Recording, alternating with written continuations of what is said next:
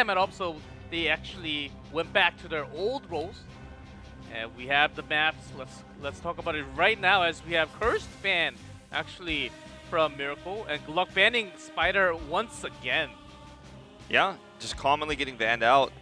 You know, when you're dealing with strong early rotational play from Judy, then, you know, on the tanks paired with Gunza, then you need to be able to remove that map if that's something you're afraid of. You want to avoid playing on that, or you need to play around it. They choose the former.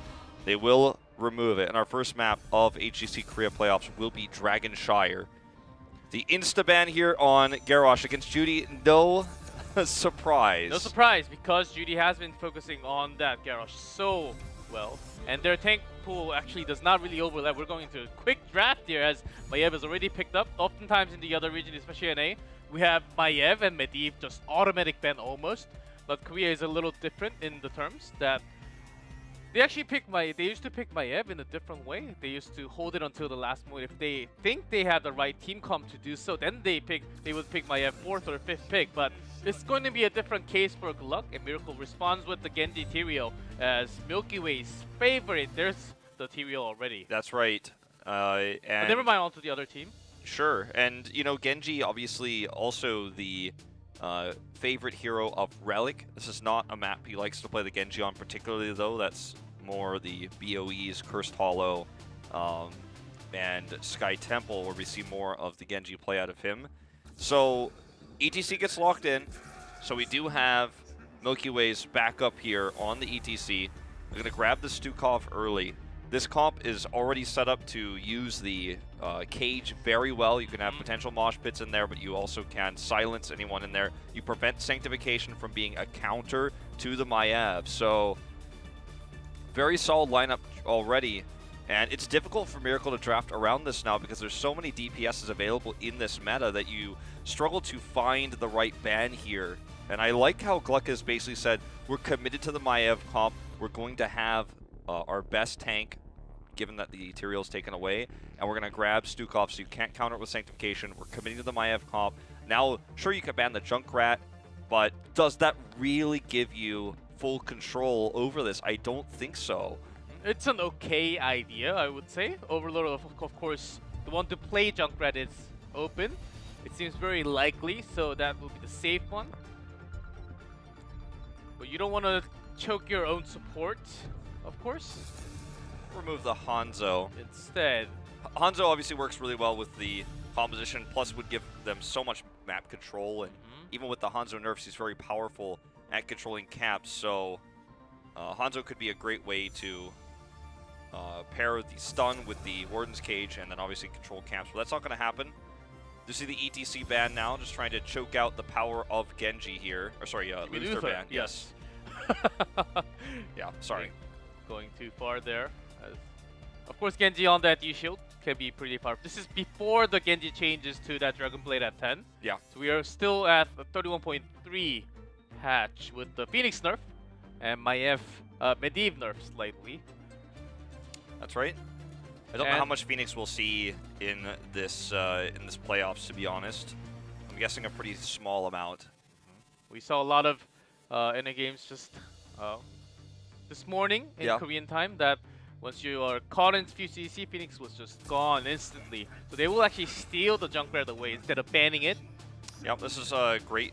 You were talking about this earlier, how it's one of Gunza's best picks. It's the pick with Raymond and Phoenix. Here we go. Well, this actually could be a Planet Cracker draft. I do think so. Also, the Silence along with the Mosh Pit and the Planet Cracker.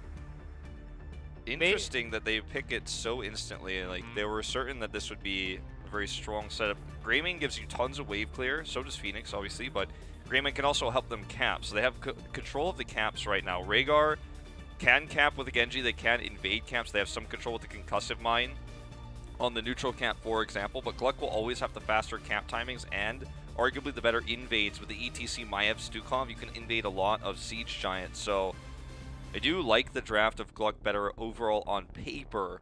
The execution, though, is something we're going to have to look at a little bit closer as we get in-game, because on paper, this can work well. If you can hit those combos, you can control the camps, but if you end up getting locked down or stunned or sorry, not stunned, but knocked away by the concussive mines, and Miracle controls the early game, you're going to have a bad time. I think they need more CC here with their solo laner. It is going to be Thrall that we get. Sundering can be a very powerful tool. Can interrupt Warden combos that way. You can also sunder the Stukov to prevent his silence. So there's a lot of cool ways you can use the Thrall in team fights.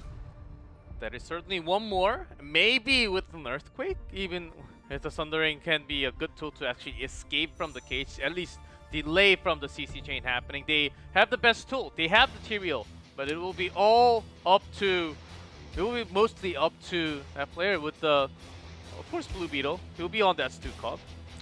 Yeah. You know, this is really interesting too. Think about this for a second. We don't have a traditional solo laner for Team GLuck. They have Maiev, but Maiev is normally used as a roaming hero in the early game, and she has been played as a solo laner in Korea, but not very often.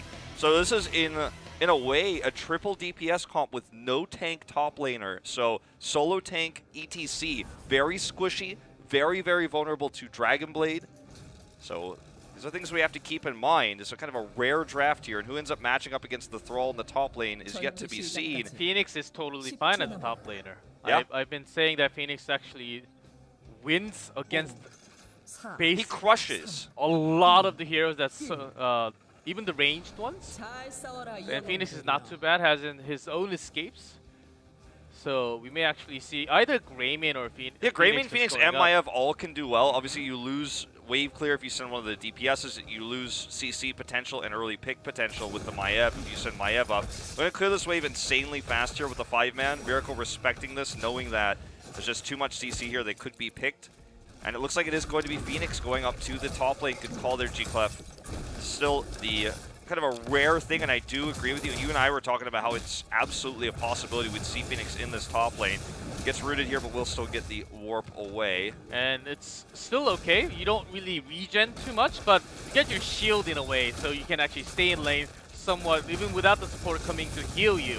So Phoenix, in that terms, I was only thinking about a spider, because that's usually the map that Phoenix would solo lane instead of the other one, because this one's a lot more farther apart, but they're willing to try it on the Dragonshire tonight. It's a really exciting playstyle, because I've been waiting for the day that we'd see a big comeback of, you know, DPS solo laners, not tanks, you know, not warriors like Dahaka, you know, Sonya, or melees. Ranged top laners. Really exciting stuff here. Zagara. Yeah, Zagara, for example, we saw in the past. Sylvanas. There's a lot of heroes that were more popular back in the day, but when the meta changed to more double tank, solo lane was basically required, or you needed an insanely sustainable solo laner. And this composition for GLuck doesn't have that. See, getting an insanely positive trade up here with the fast camp time. This is what we're talking about, controlling the camps, controlling the wave clear here, having a channel Dragon Knight right now pushing this top fort. Greymane's going to have no problem dealing with that bot push, and uh-oh, H82's caught. Does end up surviving, but this is a huge win for Team GLuck, as Greymane has no problems dealing with the bot push, easily cleaning this up. Of course, it ends up being so much of a better trade for GLuck. Yeah, they get a whole wall. Look at this. Having that solo lane Phoenix actually does quite a lot of damage in Siege also. The Plasma Cutter actually going through will destroy the tower in few skill shots if you just leave that Phoenix alone. So there are lots of, if you think about Phoenix, there are lots of factors that makes him a very, very strong solo lane. With the range, he can actually sustain with the shield. Yeah, he's got great wave clear. Makes perfect sense here. He's got great wave clear, he's got great pokes, he has great attack speed for dealing with structures, for example, and or also trading. This escape for himself whenever the roaming comes. Yeah. We're like narrowly dying here, but look at the rotation down. Sauron is really going to put this to work. This roaming Phoenix here. And every time he roams, he can wave clear while he's here. So that's the cool thing about Phoenix. It just comes over, does a ton of damage. Oh, I thought you could trade with me. Yeah, right. Genji, get out! With the last Q. And Genji thought he could escape, and not even close. The agility, you will still take damage. You try to go over the wall. Phoenix also does not use mana, and he does not and he does not have to use his abilities to wave clear. I mean, obviously it helps in the trades in the 1v1, but when he roams down to mid, for example, he could just switch to his AoE mode and blast those minions and head right back to the top lane, even on a larger map like Dragonshire. And he can contest against almost any top laner in terms of DPS, switching between these modes. Gets rooted again, but could just trade this out as long as he doesn't take damage against a melee. Guess what? His shields come back. Here comes a gank attempt by Sniper. He gets the warp out, though. And this top lane Phoenix, I'm really liking it. I'm really feeling it here, GLuck. I think it's going to continue. I think it can be a big turnaround for the entire playoff we're going to have in Korea. And I was really expecting it, but so far, during the solo lane, catching Genji, even roaming out because he was winning lane so hard with the help of his teammates a little bit too. Basically, becoming a winning card for GLuck in game number 1 right here. Yeah, it's making such a big impact. And he hasn't died yet. He got movement speed at 4 instead of taking the cooldown resets with the takedowns, as that's obviously been a popular build in Korea, but this is the safer build. Well, HG2 cannot even... He actually could have died. They didn't have vision of where Genji was, and Sniper's doing the right thing here, but if Sniper was not coming up right now, that could have actually been a kill. Like, if he had vision and he knew that Genji was not coming up, he warps in and gets a kill. They do retake this shrine, but look at this. GLuck already took out the top tower. Now they've got the bottom one with this neutral camp they've grabbed that they're pushing with. They have total control over the map, and this is what this draft is designed to do, is push out the top lane, control the map, control the camps. Team fighting is going to be a little bit of a different story, but they have a comp set up to deal, or to make team fights work as well. Relic gets caught. Great mind there, though. Yeah, silence. Things around, that's going to be a trade with Tyrael. No other members actually coming down to fight here. Overlord will be okay, escaping. But GLuck actually forced that rotation of Genji by having Phoenix, by winning lane super hard. Yeah. If that didn't happen, I don't think they got their chance to push that bottom lane as hard. Certainly not. And this is still just a trade. This isn't really a win for Miracle. Look at the fort health in the bot lane. The top lane has taken some damage as well. They're going to look for another channel here. Saron does not have vision of Sniper. Ping comes through. He gets the warp off before the root can come through. Scary moment there. They don't make the channel happen in the interim. Well, they are going to go ahead and start this camp. They have so much potential for killing camps, as you can see here with Greymane. They have Phoenix to rotate through. They have the Maiev. Planet Cracker is locked in! So, you and I called it in the draft. Mosh plus Cage plus Planet Cracker. It's a disaster on the side of Miracle if that combo hits you. So they need to be ready to make sure that does not happen. They need to be able to split this up using concussive mines. Sundering needs to be the lock-in here. Earthquake is worthless against this triple DPS composition. Will be the very first Planet Cracker from Korea. Yep. I've seen it a few times in other regions to varying success. Has been very successful in North America. Here comes the first team fight here with 10. Relic looking to set this up, but Miracle does lock in their 10s now. Rip Tire's out, Sundering as well. Sundering's going to be the engage tool here. Look at all this damage coming through right now. They want to dive, they still have to go take support damage maybe. It goes in, not really doing the mosh pit. It only pops into cage. Now there's a mosh sank! Perfect sank here, and that Sundering comes out. The Mosh is canceled. Planet Cracker here going to cut off the retreats. Milky Way gets the power slide out. Milky Way getting very low. Silence placed here to try to help him retreat. Shove comes through, and Sestral goes off though. And Sniper, he's got this Dragon Blade out. Relic dodging one, but he's not going to get the second. Dash resets coming through. And Miracle with a great sank into Sundering will shut down the combo. And that's exactly what they need to do consistently. We talked about how GLuck's going to control the early game with their wave clear, their camp control. Team fights, they have got a great setup for that too, but it can all be ruined by a good sank. It can all be ruined by that Sundering. And both were used there to stop this mosh pit from gaining massive value. Miracle likely to get this Dragon Knight. Yeah, GLuck was worried about the same thing that I was worried about at the same time. Are we okay to actually dive into the fort? You know, we have the wave, but not 100%. We do have the power slide, and Milky Way was just waiting for that moment. Do I really mosh pit right now? Or so the connection was really off. It was after the cage. The Planet Cracker did not really end up doing too much. It was just the zoning, providing some exit. For Milky Way, he was caught right after. Of course, as you mentioned, Sanctification to cancel all that from happening together. Yeah. Sank just sneaked in there at the perfect angle. It was actually really cool to watch. Uh-oh. Overlord just not understanding vision control here is going to get blown up. Sundering was committed there, so that's a little bit painful, but it means that this Dragon Knight is going to do so much more. Greymane's their greatest asset at poking it down at range. So, great pick here for Miracle. I think the Sundering usage was totally worth it. Saron is going to be split pushing at the same time. because they have vision of all four. He's not afraid. Now that he sees the rotation coming up through mid of Thrall, should want to warp out here. Getting the maximum value of trading here. Ooh, I don't know if he actually knew.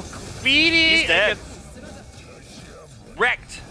Why did he stay? He knew. At least we assumed he knew. He was backing off. I think Saron is the Korean Zuna. You've been watching too much NA. Every morning, man. Every weekend morning. Well, I don't think you can blame that one on lag. Hey, so that was also on the Phoenix this morning, and of course that's a Genji, so he will get away. Yeah, I don't think you can blame that one on lag F, but having some top lane problems here.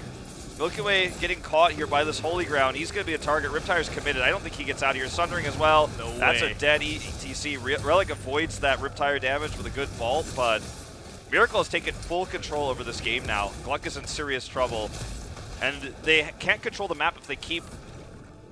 now you put feeding into my brain. They keep feeding, all right? If they keep getting caught, if they keep rotating incorrectly, if they keep getting, you know, Miracle's getting so much value out of the heroics. If they keep rotating like this and giving free kills over to Miracle, losing out in the top lane, Miracle's out rotating them, out ganking them, then they could never get map control back, which is what this draft was designed to do. And, yeah, Miracle looking primed to take a massive lead in this first game. They're going to get 16 first. Saron just needs to be a little bit less greedy. He's not a fall stat up here. He's a Phoenix, and he needs to know when those rotation trapping that needs to be communicated. So what has happened to GLuck? Why are they losing? Of course, that team fight in the top port was a big one, but right after that, they have been releasing themselves to open area and weak against the roaming, which they should have known. Like Thrall missing from the map. Of course, camp's already taken, so where would he be? He would be coming to other lanes to roam. Saron's going a little bit greedy. Also, Overlord not really keeping up with the tempo. I think the communication is coming really slow right now for GLuck. Yeah, I would completely agree. You're going to see this rotation over now where Miracle responds a little bit late to this top push, but GLuck actually this time leaves properly at the right time. Don't stay in that top lane too long. Gets control of this bot Shrine, and they're going to handle this really well with the camp timing as these just came online. Greymaine's pushing bottom.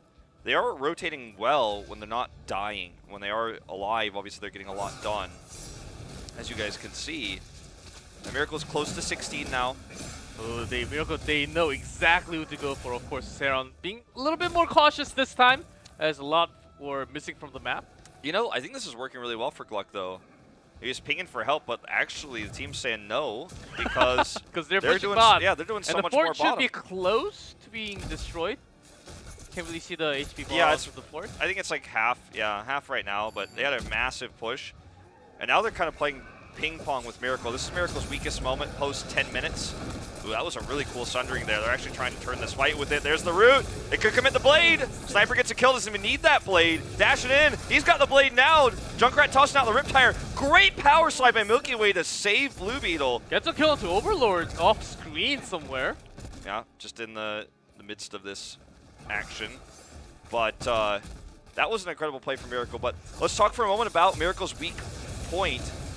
It's post 10 minutes. Post Where 10 minutes, was that Planet Cracker? Why is it not being used? Well, at all? I feel like he could have used it, but in the heat of the battle, you don't expect things to happen this way. Miracle knew what they wanted to do with it. He doesn't want to use it here. I know the Korean Observer's trying to show, like, oh, you could interrupt, but he's just going to grab this. He knows the timing. Yeah, I do feel like Miracle has shown some... Besides their ability to roam and get kills, their macro has been a little bit faltering in this late game. Yeah, they're laning because of the draft. It was all happening because of Phoenix laning, just pure dominance over Thrall. I'm pretty sure Miracle was not really expecting that. It took a long time to lock that in after the Phoenix lock-in, along with the Greymane, starting from the draft. But once the laning phase was off, when it comes to the rotations and the more experienced team, is Miracle indeed. Yeah. And Miracle is just trying to threaten Saron so hard. But I'm going to be honest with you, GLuck. I feel like the commitment to trying to kill Phoenix in the top lane, even though they have gotten him twice now in the solo lane, has actually given GLuck so much more control over the map and the camps in the bottom lane. And if you look at the fort health bot versus the top health, this commitment has not been effective. They've killed him a few times, which I think was Saron's fault. So if you imagine if he played even a little bit better, it would have been even less effective. I think Miracle is kind of... they're sticking their head into the tunnel of this tunnel vision. I have to kill the Phoenix. Phoenix is running away with us in top lane. They got a Dragon Knight. They're leading one Dragon Knight to 0, and they have not killed any forts, whereas Miracle's about to get the first 2 of the game. Or sorry, GLuck is about to get the first 2 of the game. 3 low health. They might even get all 3. That's the thing, GLuck.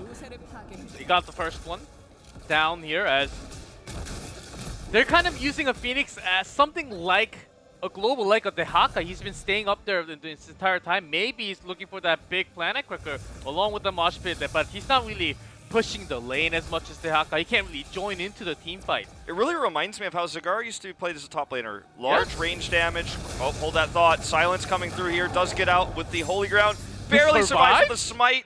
This is going to drop down and get that healing well. But yeah, it reminds me of, and Planet Cracker probably could have killed him.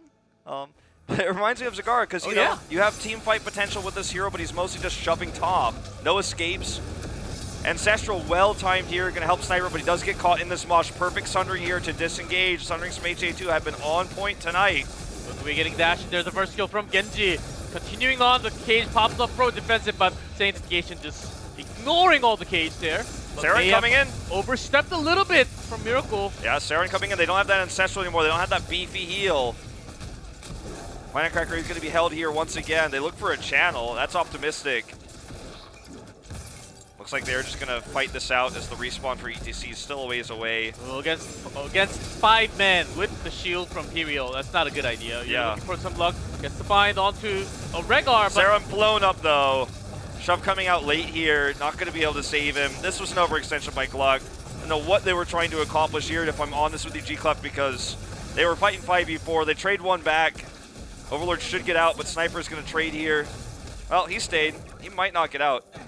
Gunza wants to chase. Can they root him? I think they can kill him. This fort is full health. They're not going to bite on it. But, like, they're trying to channel a Dragon Knight. I understand they want to take pressure away and buy time for ETC's respawn to come through. They don't want to just walk away, give control. Ended up losing Soak. Miracle's going to have 20 soon, but they stayed so long in mid, so greedily trying to buy that time, that Miracle punished them. If they bought time and not lose any members, maybe it was worth it, but they were going to lose members because what Miracle has right here is designed to trap at least the member and trap him down with the Genji, with the Riptire. There's the first damage, and because of that timing, they lost even more. Now the Dragon Knight goes there, 20! And it seems like this will be a keep at the least. Certainly. They'll get much more out of this Dragon Knight than the previous one. Comes in at 16 minutes. So a lot of poke on the side of GLuck with their triple ranged, but Phoenix is just staying top because they want to minimize the time that Miracle has 20, while they do not. Rehgar coming back from the respawn now, headed straight towards the bottom lane. They want to stay in this push. They want to look for kills and potentially a core here, as Phoenix is in that top lane. So much damage being done to this keep. Dragon Knight down to half health. Phoenix is not budging. He's staying top. Are they going straight in because they're 21? Phoenix still staying all the way up there. There's a charge. Throwing. Okay, those minions were dancing. Insta-mosh cancel. Silence not really pairing up too much. There's a Riptire, Planet Cracker. Not really doing too much damage. Dragon Knight still on there. Same station drop right between the cage. Milky Way not doing anything with that power slide. The silence here is well placed. Saron escapes. I think they're going to have to back out here. Milky Way getting those heals coming through from the Stukov, who shoves. But that's another kill. This might be too much now. They're looking for Saron, body blocking him out. He gets into the Hall of Storms. Healing up right now, do as much damage as he can. Will Milky Way get out? No, he will not. And now it's just Overlord and Saron here. Saron doing his damnedest to get back into this fight. Ancestral connects here. And it looks like this is the right core call for Miracle. Warp back into the Hall of Storms, but Miracle will take game number 1 of our first series of playoffs. Well, what happened to Miracle? What did they do within the last 2 weeks? They've been really pumping up their ability to, I think, get control of the map via kills, being aggressive. And it reminds me of the first time we saw L5 step onto the scene, because they were known for good control of the map, good control of macro, but what they became famous for later on, as soon as they won that season of OGN Super League, they became famous for their control of punish play. Greedy plays were always shut down by Ballistics, and today, in the same light, whenever we saw the aggressive overextensions from Saron in the top lane, he was killed. When they were rotating down to get Giants, there were kills. HA2 did not hesitate to pull out the Sundering every single time he thought it would get them a kill. Sniper as well, with his Dragon Blades committing. I think HA2 for me was by far the MVP in this game. I think there is something that we want to point out here. Phoenix, even though he stayed in lane that much, had less experience than a Junkrat. That means there's something wrong there. That means that after getting picked up, he was really scared, not really soaking up too much experience in that top lane alone. Well, we also do have to remember that almost everyone on Miracle got close to, with the exception of Jaehyun, the experience, because they have a 16 kills to 3 as well. There is that like extra asterisk we have to add. But yeah, he should have had more. But he was in that top lane basically the entire time. Playing like a Zagara. Back in 2015, we had a lot of Zagara play in Korea.